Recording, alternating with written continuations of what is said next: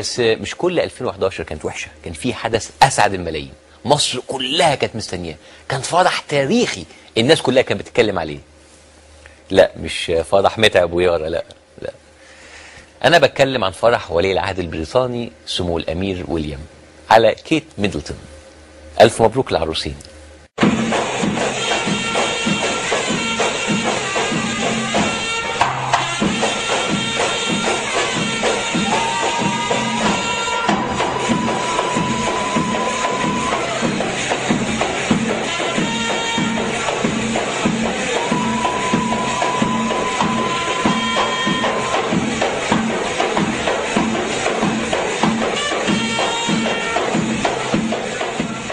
ليلتهم كانت حلوه فعلا، واللي احلى من كده السلايد شو اللي اتعمل، صورهم كانت كيوت قوي.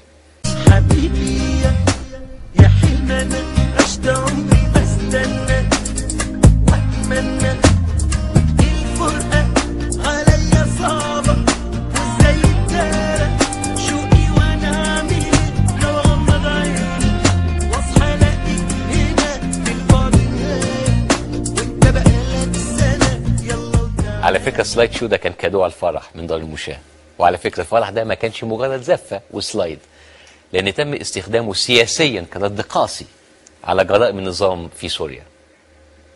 السفير السوري ما اتعزمش، والنظام السوري ندم قوي لانه فاته كتير.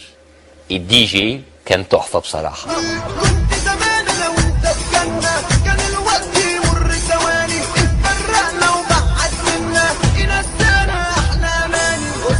ويبقى في 2011 اهم حدث للمصريين، ثوره 25 يناير المجيده.